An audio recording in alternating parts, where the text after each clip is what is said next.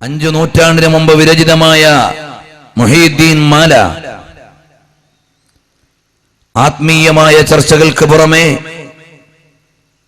ഭാഷാപരമായ സേവനത്തിന് പുറമെ സാഹിതീയമായ സാന്നിധ്യത്തിന് പുറമെ അലങ്കാരപരമായ അപഗ്രഥനങ്ങൾക്ക് വരെ വിധേയമായി ഇപ്പോഴും സജീവമായി ചർച്ച ചെയ്യപ്പെടുന്നു. ഗൗസുൽ ആലം മുഹീദ്ദീൻ അബ്ദുൽ ഖാദിർ ജീലാനി തങ്ങളുടെ മനാഖിബുകളെയും മഹത്വങ്ങളെയും ഭദ്രമായി സൂചിപ്പിക്കുകയും വ്യക്തമായി അടയാളപ്പെടുത്തുകയും ചെയ്തതാണ് മുഹീദ്ദീൻ മാല. എന്നാൽ ചില ആളുകൾ മുഹീദ്ദീൻ മാലയെ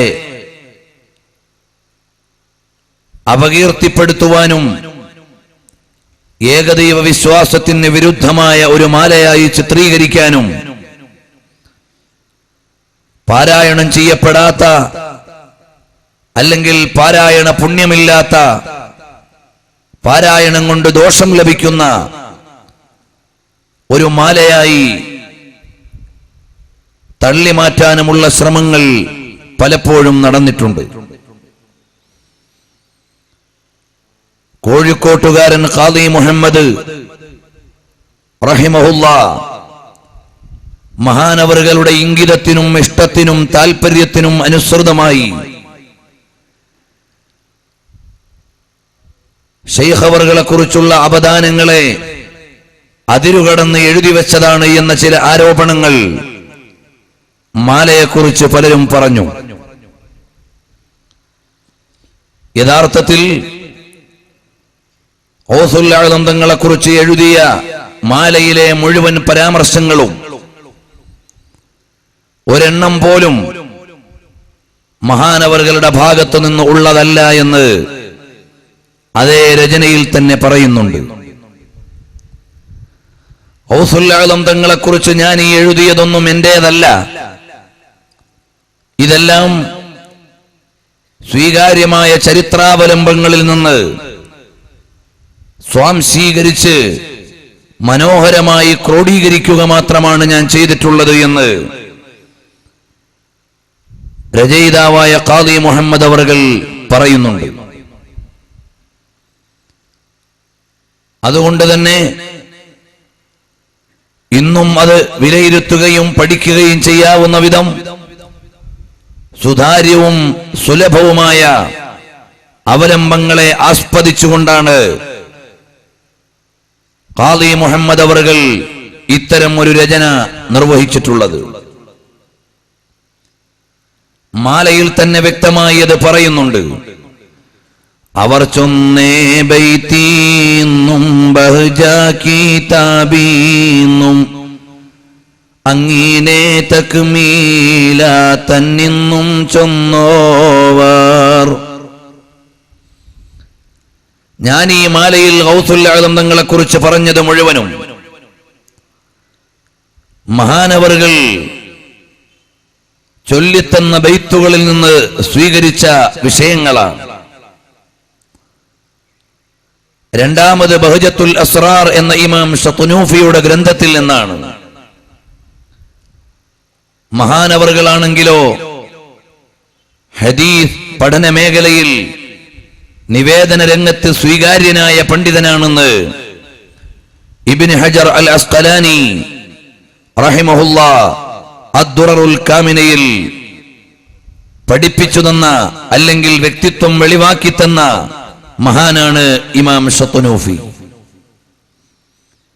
അപ്പോൾ എന്റെ മാലയിലുള്ള ഓരോ പരാമർശങ്ങളും ഒന്നുകിൽ മഹാനവറുകളുടെ ബൈത്തിൽ നിന്ന് കിട്ടിയതാണ്, അല്ലെങ്കിൽ ബഹജത്തുൽ അസ്റാറിൽ നിന്ന് കിട്ടിയതാണ്, അല്ലെങ്കിൽ തക്മില എന്ന മുരീദുമാർക്കുള്ള ഗൗസുൽ ആലം തങ്ങളുടെ ഉപദേശ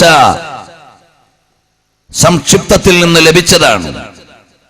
അല്ലാതെ എന്റേതായി ഒന്നും ഇതിലില്ല. കോർവ ഇതൊക്കെയും നോക്കിയെടുത്തോവർ ഇതെല്ലാം കൃത്യമായി നോക്കിയെടുത്ത് ക്രമീകരിച്ചു എന്നതല്ലാതെ എന്റെ ഭാഗത്തു നിന്ന് ഒരു കടത്തലും ഇതിൽ ഉണ്ടായിട്ടില്ല എന്ന് മഹാനായ ഖാദി മുഹമ്മദ് അവറുകൾ വിശദീകരിക്കുന്നുണ്ട്. ഇത്രയും പ്രമാണഭദ്രമായ മുഹീദ്ദീൻ മാലയിൽ പറഞ്ഞിട്ടുള്ള ഓരോ വരികളും ഓരോ പരാമർശങ്ങളും കാലികമായി വായിക്കുകയും അവസരോചിതമായ ചില പരാമർശങ്ങളെ സൂചിപ്പിക്കുകയും മാത്രമാണ് ഞാൻ ഇന്ന് ലക്ഷ്യം വെക്കുന്നത്. അല്ലാതെ മഹാനവറുകളുടെ ചരിത്രം പറഞ്ഞാൽ എവിടെയും എത്തില്ല. അവിടുത്തെ ജീവചരിത്രത്തിന്റെ അപഗ്രഥനങ്ങൾ എവിടേക്കും എത്തിക്കാൻ കഴിയില്ല. മഹാനവറുകൾ ലോകത്തിനു നൽകിയ സന്ദേശം വായിക്കുകയും ഇന്നത്തെ സമൂഹത്തിന്റെ ചലനങ്ങൾക്കനുസൃതമായി ഒരു താരതമ്യ പഠനത്തിന് വിധേയമാക്കുകയുമാണ് ആവശ്യമുള്ളത്. പ്രിയമുള്ള സഹോദരങ്ങളെ, മഹാനായ ഗൗസുൽ ആലം മുഹീദ്ദീൻ അബ്ദുൽ ഖാദിർ ജീലാനി തങ്ങൾ മറ്റ് നിരവധി മഹാന്മാരെ പോലെ ജനിച്ചു വീഴുമ്പോഴേ ശുഭസൂചന നൽകിക്കൊണ്ട് ഉദയം ചെയ്ത മഹാനാണ്. അങ്ങനെയാണ് മഹത്തുക്കൾ. അവർ ജനിച്ചു വീഴുമ്പോഴേ സൂചന നൽകിയ ചില ആളുകൾ ഉണ്ട്. നേരത്തെ തന്നെ മുന്നറിയിപ്പ് നൽകപ്പെട്ടവരും ഉണ്ട്. ഗൗസുൽ ആലം തങ്ങളുടെ മാതാവിനോട് ആ കാലഘട്ടത്തിലെ മഹത്തുക്കൾ പലരും പറഞ്ഞിരുന്നു, നിങ്ങൾ പ്രസവിക്കുന്ന കുഞ്ഞ് ലോകത്ത് ആത്മീയത വളർത്തുവാനുള്ള ഒരു നേതാവാണ്.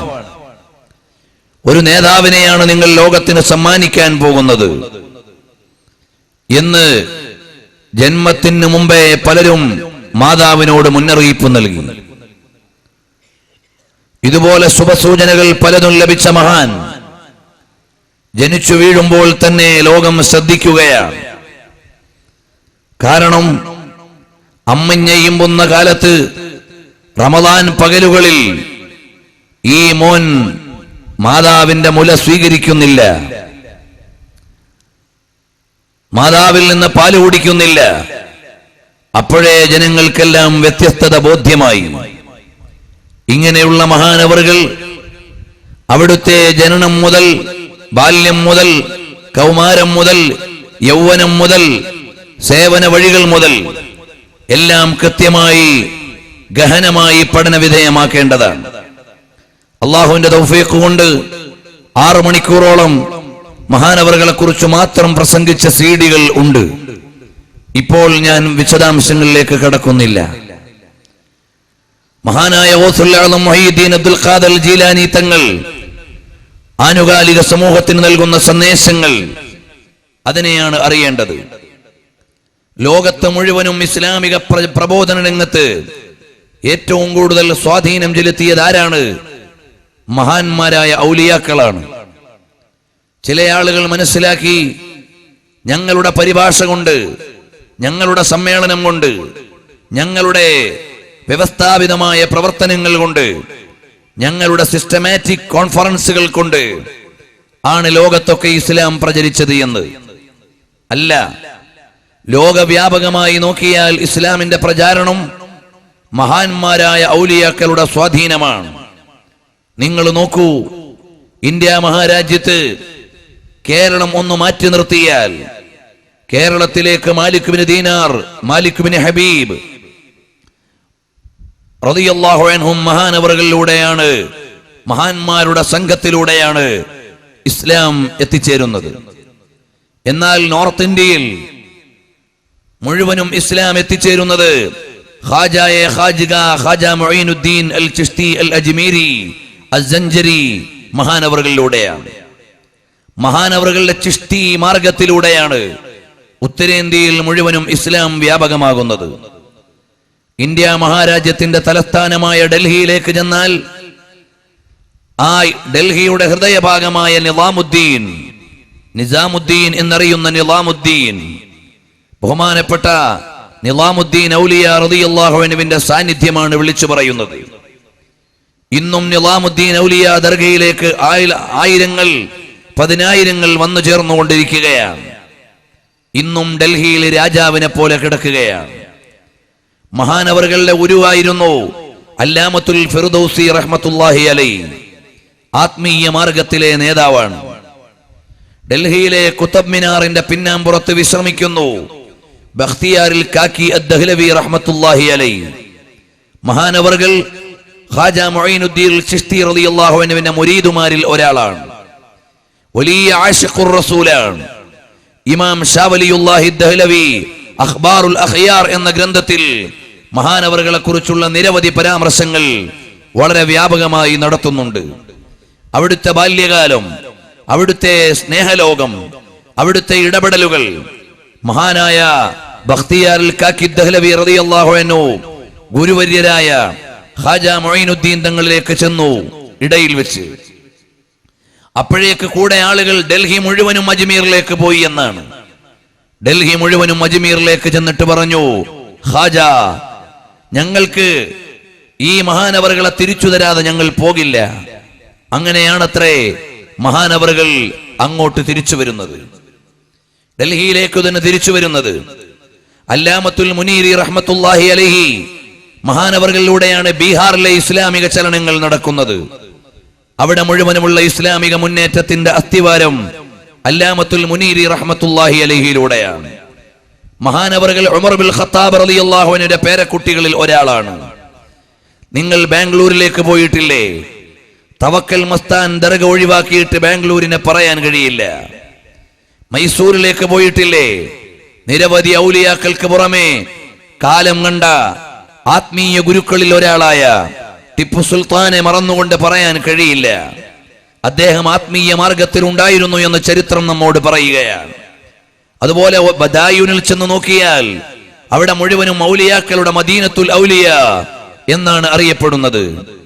അതുപോലെ തന്നെ അംറോഹ എന്ന് പറയുന്ന ഡൽഹിയുടെയും ലക്നോയുടെയും ഇടയിലുള്ള സ്ഥലത്തേക്ക് ചെന്നാൽ ഇബ്നു ബത്തൂത്തയുടെ റിഹലയിൽ പരാമർശിക്കപ്പെട്ട നിരവധി ഔലിയാക്കളെ കാണാം.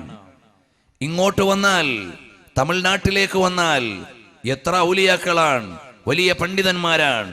ലത്തീഫിയയുടെ സ്ഥാപകനായ ബഹുമാനപ്പെട്ട അല ഹസ്രത്ത്, അല്ലെങ്കിൽ അവിടുത്തെ വലിയ നേതാവായിരുന്ന മഹാൻ, ആ കാലഘട്ടത്തിലെ വലിയ പണ്ഡിതനും അതോടൊപ്പം തന്നെ ആഗോള ഭരണാധികാരികളെ, ബ്രിട്ടീഷ് രാജ്ഞിയവരെ ഇസ്ലാമിലേക്ക് ക്ഷണിച്ചുകൊണ്ട് ലെറ്റർ എഴുതി ദഅവത്ത് നടത്തിയ മഹാനായിരുന്നു ബാനി ലത്തീഫിയ, ബാനി ഹസ്രത്ത് റഹ്മത്തുള്ളാഹി അലൈഹി.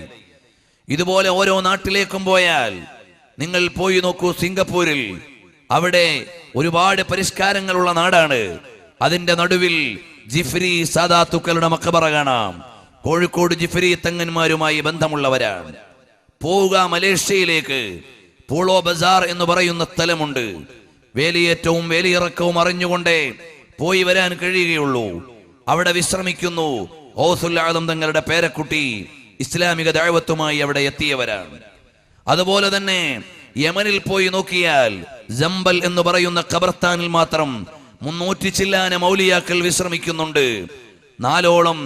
അതുപോലെ തന്നെ പ്രത്യേകമായി ഉദ്ധരിക്കപ്പെട്ട മഹാന്മാർ, നബി സല്ലല്ലാഹു അലൈഹി വസല്ലം തങ്ങൾ സന്ദർശിക്കണം എന്ന് യാഫി ഇമാം തങ്ങളോട് ആത്മീയമായി അറിയിച്ച മഹാരഥന്മാർ യമനിൽ ഉണ്ട്. അവിടെയാണ് ഖുതുബുദ് ദഅവത്തി വൽ ഇർഷാദ് അബ്ദുല്ലാഹി ഇബ്നു അലവി അൽ ഹദ്ദാദ് റളിയല്ലാഹു അൻഹുവിന്റെ ഖബർ. അവിടെയാണ് ബഹുമാനപ്പെട്ട ഫഖീഹുൽ മുഖദ്ദം റളിയല്ലാഹു അൻഹുവിന്റെ ഖബർ. അങ്ങനെയുള്ള ഒരുപാട് മഹാന്മാർ അവിടെ വിശ്രമിക്കുന്നുണ്ട്. ഇങ്ങനെ ലോകമാകമാനം നോക്കിയാൽ ഔലിയാക്കളുടെ സ്വാധീനത്തിലൂടെയും കടന്നുവരവിലൂടെയുമാണ് ഇസ്ലാമിക ദഅവത്ത് സാധ്യമായിട്ടുള്ളത്. ആ യമനിൽ നിന്ന് വന്ന മഹാനാണ് ബഹുമാനപ്പെട്ട സയ്യിദ് അലവി അൽ മംബുറമി റഹ്മത്തുള്ളാഹി അലൈഹി. മഹാനവറുകളുടെ സാന്നിധ്യമുള്ള നാടാണ് ഈ നാട്. ഇങ്ങനെ ലോകം മുഴുവനും നോക്കിയാൽ ഇസ്ലാമിക പ്രബോധനത്തിൽ വ്യവസ്ഥാപിതമായ ടെക്നോ സംവിധാനങ്ങളല്ല, മോഡേൺ ടെക്നോളജി അല്ല, കേവല പുസ്തകങ്ങളല്ല, കേവലം രചനകളല്ല, വിദ്യാഭ്യാസ സ്ഥാപനങ്ങളല്ല, അതിനേക്കാളെല്ലാം വലുതായി ഇസ്ലാമിക പ്രചാരണം നടത്തിയത് ആത്മീയ മാർഗത്തിലെ മശായിഖുമാർ, മഹാന്മാരാണ്. നിങ്ങൾ പോയി നോക്കൂ സർഹിന്ദിലേക്ക്. 2ാം സഹസ്രാബ്ദത്തിന്റെ നവോത്ഥാന നായകൻ മുജദ്ദിദ് അൽ ഫസാനി സയ്യിദു സർഹിന്ദി അൽ ഫാറൂഖി റഹ്മത്തുള്ളാഹി അലൈഹി മഹാനവറുകളുടെ പ്രവർത്തനം പരിശുദ്ധമായ ഇസ്ലാമിക നവോത്ഥാനത്തിന് വലിയ 2 വാള്യങ്ങൾ നിറഞ്ഞു നിൽക്കുന്ന അന്നത്തെ ഭരണാധികാരികൾക്ക് എഴുതിയ ഇസ്ലാമിക ദഅവത്തിന്റെ കത്തുകൾ കാംബ്രിഡ്ജ് യൂണിവേഴ്സിറ്റിയിൽ വരെ സൂക്ഷിക്കപ്പെടുന്നു എന്ന് വായിക്കാൻ കഴിയും. ഇങ്ങനെ മഹാന്മാരായ ഔലിയ